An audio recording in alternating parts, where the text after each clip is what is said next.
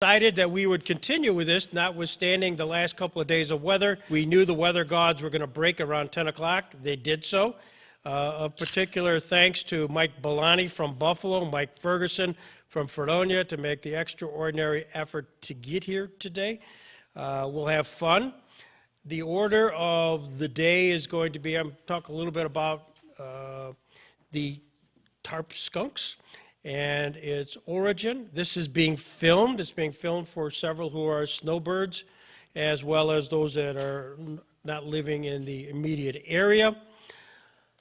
And then after that, we're going to have a report from our general manager, a little bit of a business financial report from June Dietrich.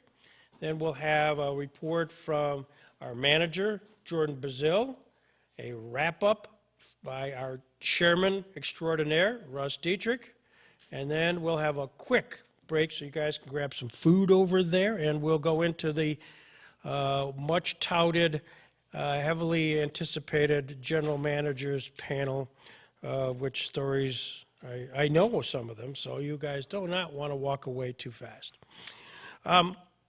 These are the investors.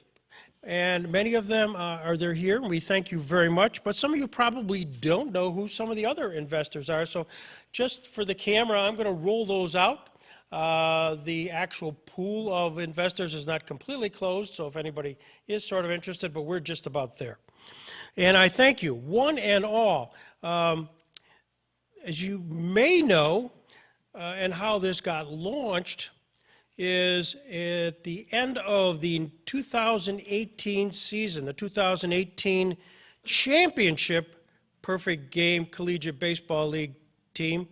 The mayor, Sam Teresi, was informed by the owners of the franchise, Rock, out of Milwaukee, that notwithstanding the successes on many, many fronts, that they, in fact, were choosing to consolidate all of their franchises, of which they have many, into the Midwest, Wisconsin, Indiana, Illinois. It doesn't take a rocket scientist to say Jamestown, New York doesn't fit within that definition. So the Mike Zimmerman, owner of Rock, advised the mayor that that was going to be the case, that we were going to be dark in 2019, which we were, and that they were going to market the franchise. The mayor contacted me, we talked briefly, and we just thought we'd pull something out of an old playbook, which we talked about 25 years ago with the Bisons. I said, Mr. Mayor, why don't you just ask Mike Zimmerman, who probably is feeling guilty about winning the championship, obtaining a ring for winning the championship here in Jamestown, doing well and leaving, to ask him if he would donate the franchise in the Perfect Game Collegiate Baseball League. Probably the mayor on the other end, I can only guess, smiled and giggled and said, oh, nothing ventured, nothing gained. So a conversation ensued with Mike Zimmerman. Mike Zimmerman, in turn, said, I'm sure after some pause, but talking to his business accountant, said, what do we got to lose? Gave it with the condition that we create a community baseball organization. He would give it to the Jamestown community. So the mayor said, he who asks, it's now received, good luck. And I also took a gulp on my end and said, okay, here we are. So in late 2018, December of 2018, we created a limited liability company called Jamestown Community Baseball, LLC, with no investors and just a hope and a prayer. And it's to you folks that prayer has been answered, that we have reached out to the community. And I must tell you, on some very specific calls to probably about 40 people, 30 plus have responded favorably, and I applaud you. And it's just with the idea of keeping baseball here in Jamestown, and that resulted in our presentation to the league. The league agreed to the transfer of the franchise to this Jamestown Community Baseball LLC. We own it. We also own With that came all the assets that Rock had owned with that, including the name and logo of Jammers, which we subsequently have. We'll explain that later, what happened to Jammers, but we own it. And we also own the Jamestown Tarp Skunks. To a hearty thank you for those especially who are watching on the film. I just want to note, because you know most of these people, who these investors are, and I'm glad to go into some other detail after this. But first and foremost, the first guy to write a check was, and I just acknowledge this, is Russ Dietrich. As you would, know. Mr. Baseball and June. June can, and it's just fun history, because I don't know what drives you folks, but what drove me is the continuation of the legacy of baseball in Jamestown, which extends back to really 1939.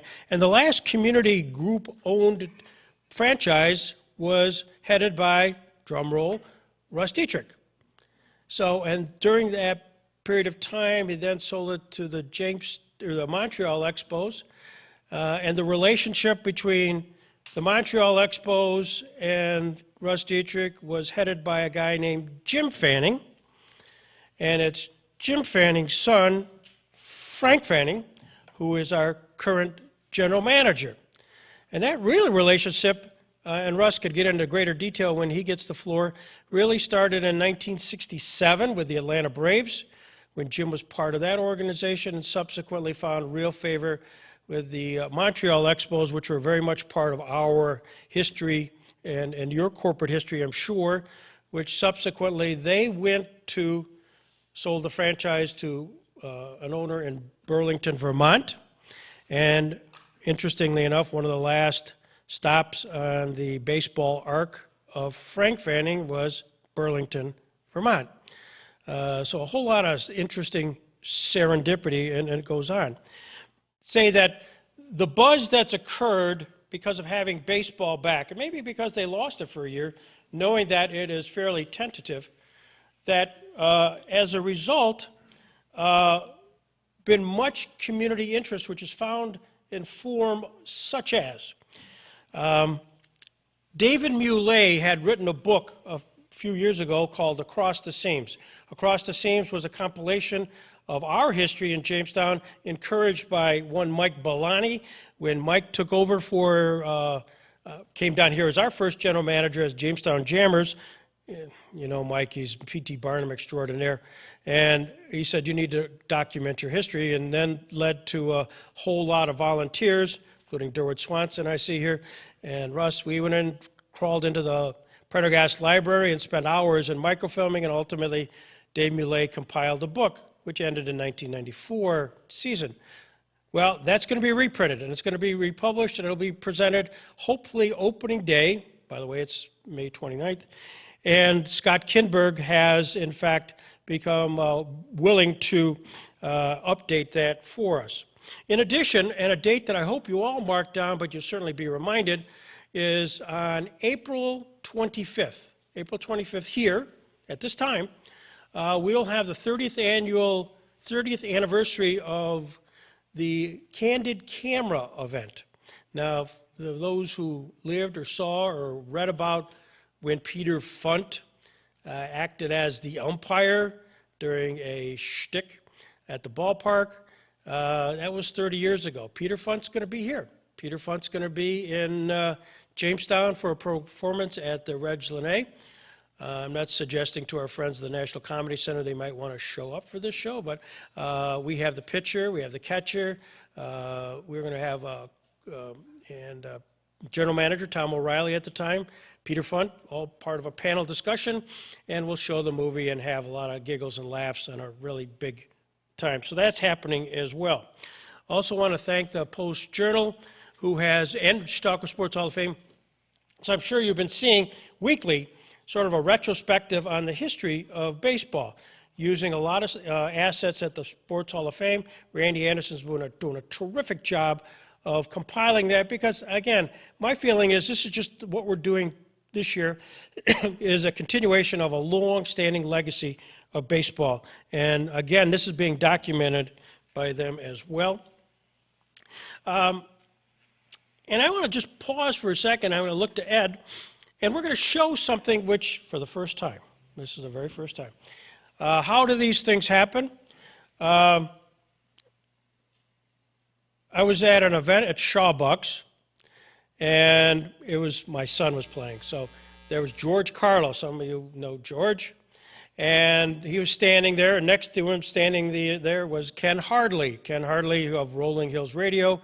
Ken is a singer, songwriter, entrepreneur extraordinaire. And they just two were talking. They didn't know each other from Adam.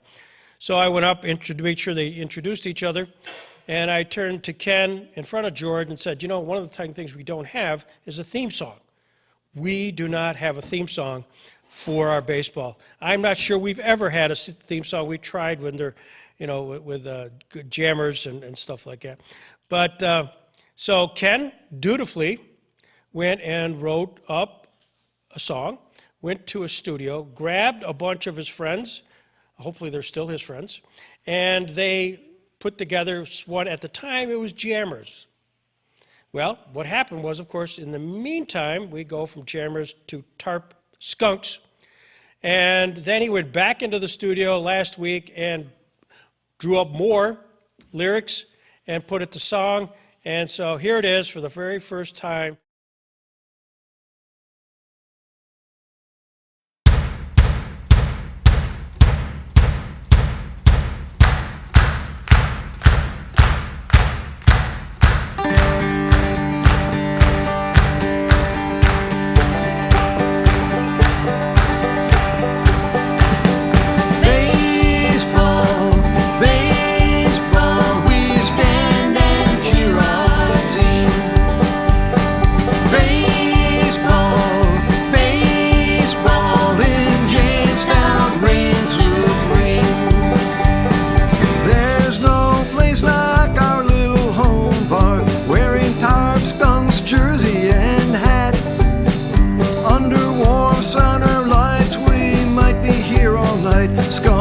There's nothing better than that.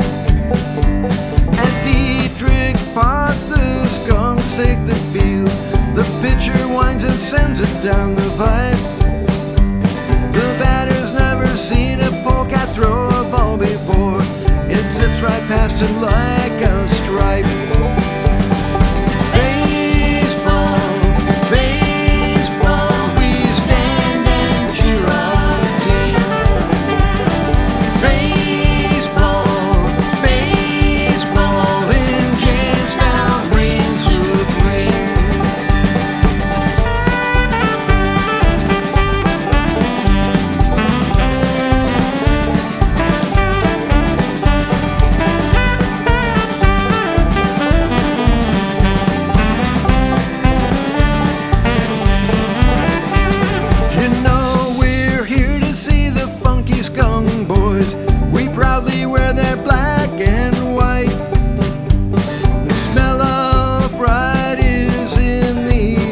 Jamestown fun on this fragrant night.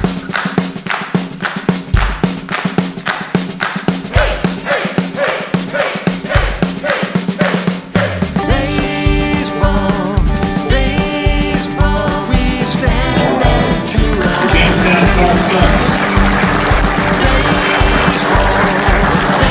Baseball, in Jamestown reigns supreme.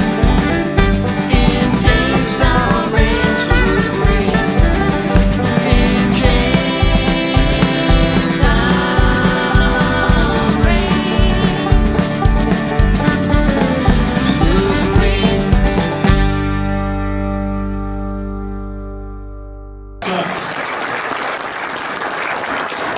supreme. So when you see Ken or go at Rolling Hills Radio, give him a big hug. We'll roll this out naturally in the course of the next few months. A lot more we could talk about, and I will be happy to talk about it. It's probably offline, but right now let's introduce Frank Fanning. Frank Fanning, we're thrilled. He's the indefatigable general manager of the Jamestown Tarp Skunks.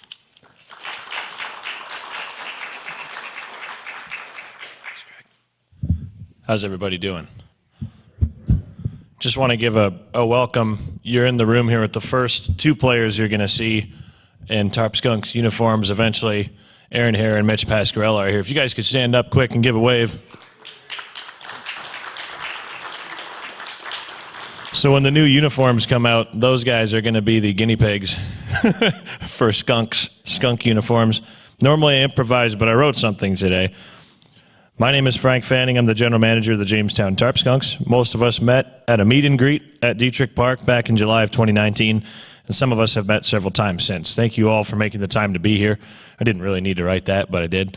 I accepted the position of general manager in July of 2019 and moved to Jamestown in August of 2019. I worked out of my apartment for the first couple of months, but by October I'd acquired key items for a refinished office at Dietrich Park, a printer, phones from this millennium, new computers, ticketing system with online ticketing capability, merchant account services, a team store, desks, and a new office paint job. The operations assistant at the time, Kyle Hammond, and I eventually built the office into what it is today, a baseball office. And Kyle is right over there. Hey, Kyle. From my first phone call on July 24th, 2019 with Jason Klein of Brandios, our marketing agency in San Diego, until this day, the changes to Jamestown Community Baseball have been explosive. After several months of essentially planning a rebrand before board approval, October 30th was the day that we officially received unanimous approval to move into a new chapter of baseball in this city and hire our partners at Brandios to help create our Tarp Skunks identity. On November 9th, 2019, we announced the rebranding of the baseball club in Jamestown. On January 22nd, 2020, after making sure we'd done everything right, we released our new identity to the public, and in that time we have witnessed growth in the areas of brand recognition across the United States and Canada, social media growth in the hundreds of followers per account, thousands and sometimes tens of thousands of interactions, and merchandise sales of which previous iterations of Jamestown baseball have not seen. In the first 2 days of the Tarp Skunks, Jamestown, NY, and Chautauqua County made over 3 million news feeds, and that's what this whole thing is all about. 9 is a good baseball number. 9 innings and 9 players on the field. It took us 9 days to outsell the merchandise numbers of the last 5 total years of the Jammers, proving that some grapes don't age well. On day 2 of the Tarp Skunk, so many people tried to get into our site that the whole thing went down, and our IT person, Terry, worked on it at home from 7 to 11 in the morning on January 23rd in his boxer shorts on his daughter's laptop. He was fighting codes that kept crashing our site, which was a good problem to have, and I was just at home like, yeah, you do what you got to do, man. I'll be here. We've heard the best of the best and the worst of the worst since becoming the Tarp Skunks. I've received a handful of emails and even an angry message calling me a dirty, rotten, bleeping bleep. I received a message saying I should be fired, and we were even asked, where's your office, Sesame Street? Which is actually pretty good, and we answered him with, can you tell us how to get there? The best moments, however, the new mayor sent me a personal thank you for the much-needed positive publicity for Jamestown, a personal highlight so far. Several potential partners and people that I've pitched to have all thanked me for this publicity and getting people talking about baseball again. Lots of my friends in baseball, some assistant GMs and GMs, have texted and called me saying the tie-in to everybody's least favorite task, pulling the tarp, was just a lot of fun. The greatest thrill, however, was hearing from Howard Emke's great niece, saying how much her family loved the nod to Howard. A patch being worn on our uniform, paying our respects to the father of the infield tarp, who's from Chautauqua County. What has happened is what we or I or all of us who were thinking about doing this predicted. We've brought minor league hysteria to a collegiate level organization similar to the Savannah Bananas and the Traverse City Pit Spitters in Michigan. To say the least, we've been making a stink. This heavy boom of attention has turned my job into roughly 8 full-time positions. Kyle and I and Jordan, our manager over there, are pretty busy right now. We have 90 days until the home opener. There are 27 home games, and a list in our office has 23 of those home games still in need of either a title sponsor or an A promotion, so we don't do everything in-house. Like, we're black and white. Our print and digital program is filling up quick, but we're still in need of more Tarp Skunks partners. We're welcoming the new business, and the inquiries for tickets, donation requests, and partnerships is a lot to handle in an office of 2. Regardless of the team name, running a baseball team has never been a one-man show. The venture of Jamestown baseball preceding the Tarp Skunks should be the prime example of that point. We need help. There are 25 people in this room, 25 networks, people that take pride in what is happening, people that are happy to see that their financial contributions have been put to use to bring Jamestown back into the eye of the public, especially in the sports and entertainment world. The Tarp Skunks have been given Jamestown massive credibility by ESPN's Darren Rovell and Dan Liebentard, with the producers wearing the Tarp Skunks hat on the show, and that was a really cool moment. Ballpark Digest carried us, Bleacher Nation carried us, Chris Creamer Sports Logos, the Amarillo Sod Poodles, Jacksonville Jumbo Shrimp, the Rocket City Trash Pandas all chirped us when we came out with our name. The mayor of Jamestown retweeted us, which was then retweeted by Brandios, the marketing agency in San Diego, so his tweet hit a lot of people. The Buffalo Sabres had us over for a game, and even Politico carried us, which was pretty interesting. They made fun of us, but all publicity is good publicity. The reality of it is baseball is a business, and in order to stay alive, we need everyone to continue to spread the word like you're doing. Pitch in with contacts. Tell your friends about us. Share your posts, our posts, like them. Buy your season tickets and skunk junk at the cash table right there. There actually is no float, so we're going to do exact cash. Apologize for that. We didn't get to a bank. And continue to push the envelope on this brand. There's also a partnership auction of some of our pieces of inventory that are still available, so have fun looking through that. There's Star Wars jerseys. There's various things you can sponsor for the community, and it's just, we're trying to turn, this whole thing into a lot of fun. 27 parties where a baseball game shows up.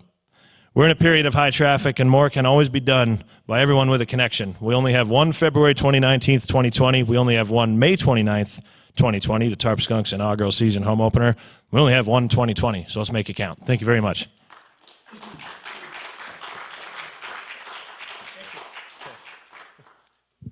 The other of course, interest is for all the investors is there a team? This has been great rollout. Frank has been indefatigable and out hawking. That, by the way, as an aside, that first day when it was announced at JCC, place was packed, just packed. And they did a great job, Frank, of leading up to before you actually laid out the name Tarp Skunks. Because if you just roll out the name Tarp Skunks to anybody, they roll their eyes, say, "What the hell's that?" But he did a great job, and that's really played well. And all the Buffalo and Erie stations picked up on it, and we had a significant amount of coverage. And then the question is, of course, what's the team going to look like, and how does one create a team in the Perfect Game Collegiate Baseball League? We heretofore were familiar with affiliated baseball when you had a contract with a professional team, and they provided the players. In this instance, it's really dependent on the, our team to, in fact, go out and recruit. So the guy who's doing that is Jordan Bazil, our manager. Jordan? What's up, everybody?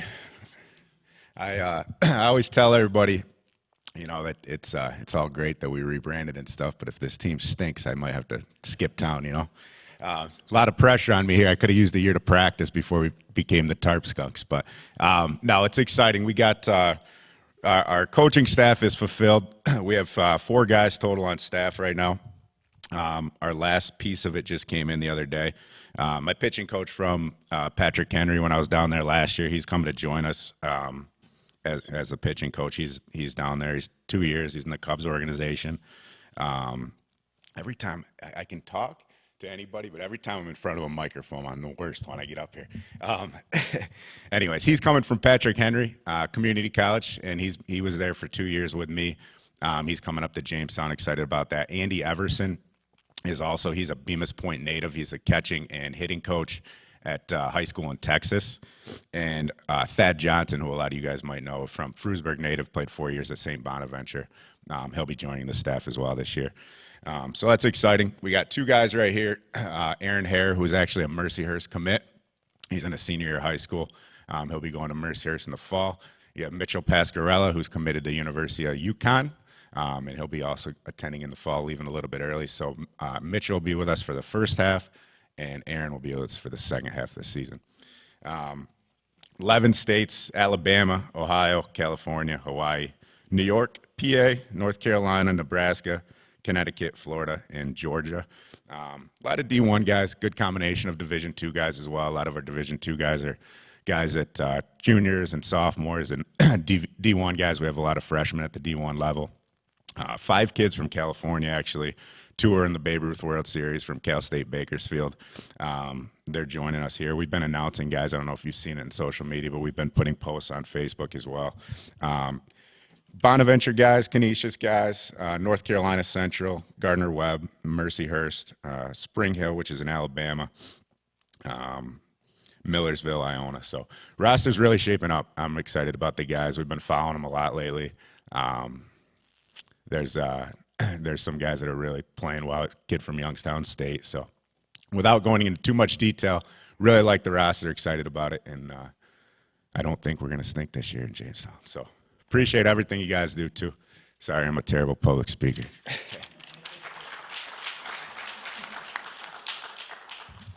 Our on-the-field operations is the overseer of that is Secrets of Champions, which is headed by George Carlo, Dr. George Carlo, and he's got a great performance enhancement program, which the players will be indoctrinated with, and that will soon be a part of it. And George was hoping to be here, but I think he chose to stay in Florida.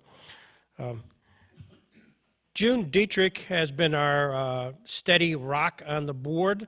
The board, by the way, I should pause, I guess, and because you're investors, you have every right to ask the question.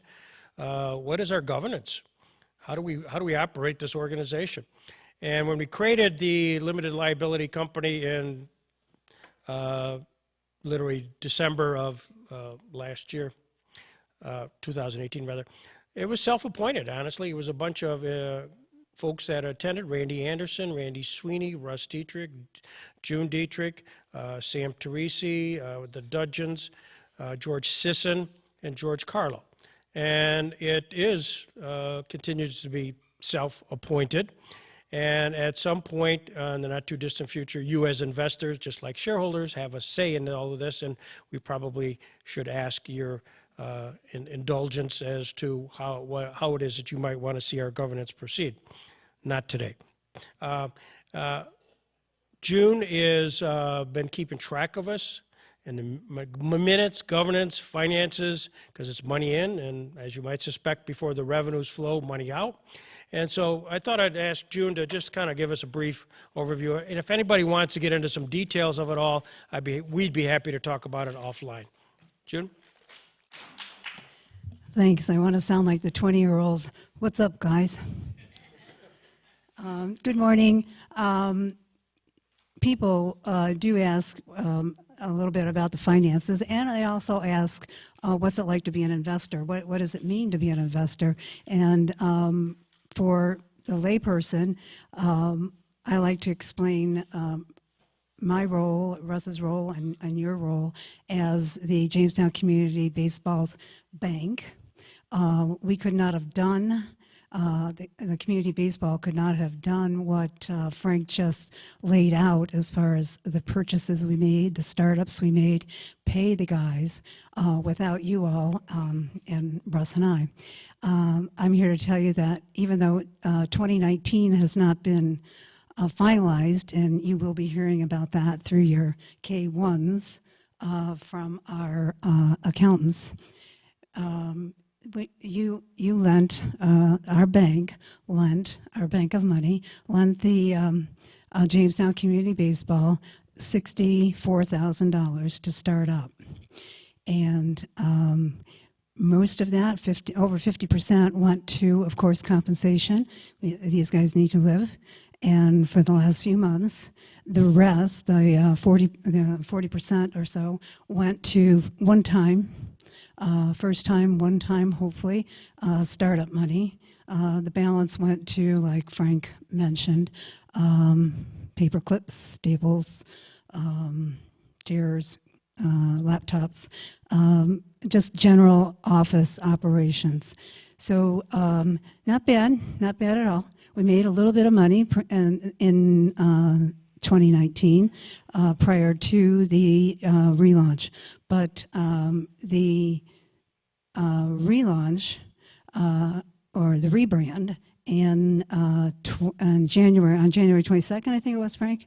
January 22nd.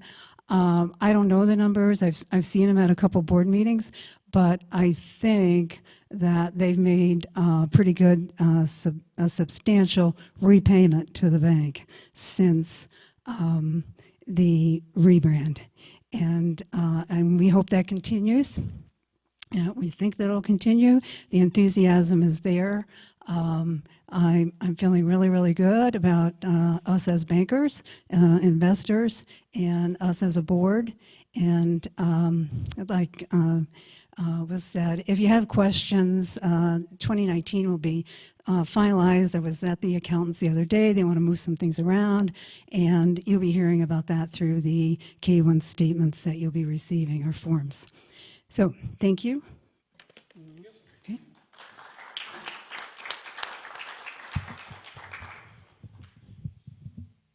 By the way, our accountants are Sexton and Coker, is there, and our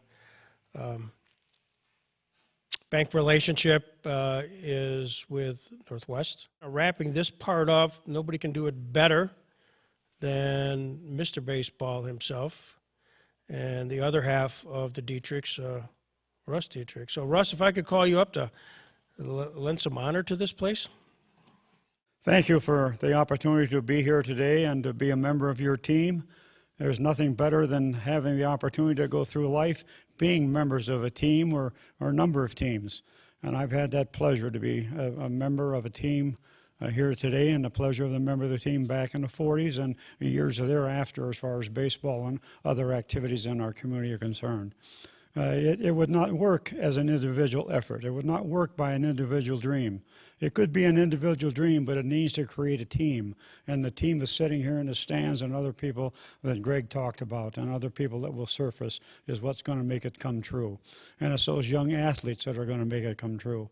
We in the board and can put it all together and wrap all the numbers up and wrap the financials up.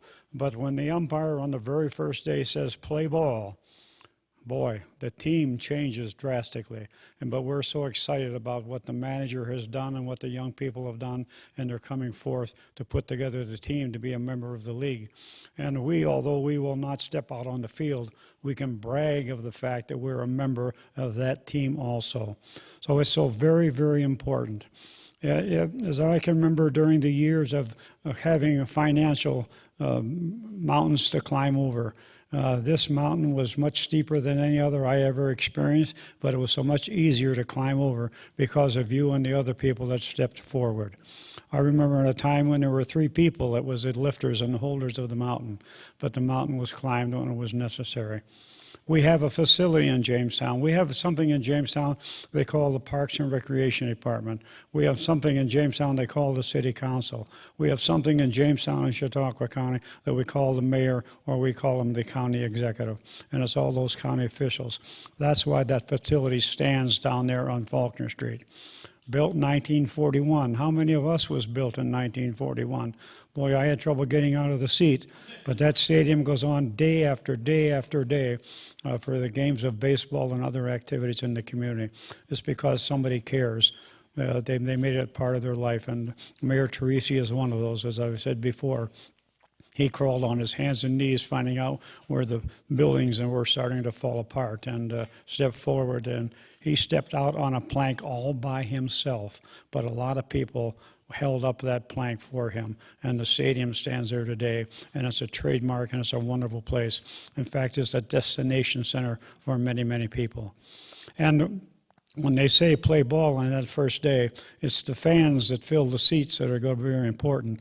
Derwin Swanson's been there for every game, I think, since Moses pitched on opening day down there. And he's been to every ball game with a group of his fans supporting the baseball activity and the baseball community. Cheering for the home team, game and pitch after pitch, but respecting the other players in the other dugout just as much as they cheered for their home team. And that's very important about what it's all about. Many of the ball players there went on to play professional baseball, went into bigger leagues, went into the major leagues, went into the Hall of Fame. But a lot of those players in the dugout step out and they went back into their community and become #1 residents of the community of which they lived in and give and dedicated. And I wouldn't be surprised that maybe some of them stepped up as investors to a baseball team somewhere along the line. Whether it was a major league effort or whether it was a little league or a Babe Ruth effort, they stepped forward like all of you had. So thank you so much for having the opportunity and the gift of being included on your team roster. I never felt, I always loved the skunk when I was tramping around the woods or anyplace else, but I never thought I would be so happy to be an odorless skunk as we are having here in Jamestown this year. So thank you all for what you're doing. And along the path and the teams I've walked on, some of them, I'm with Greg, are going to come over here to the podium, and I can say thank you to those guys. It's nothing's easier than to be in charge of the board of directors. The hardest job is being the board of directors and the ones that help the board of directors stand up proudly. Thank you.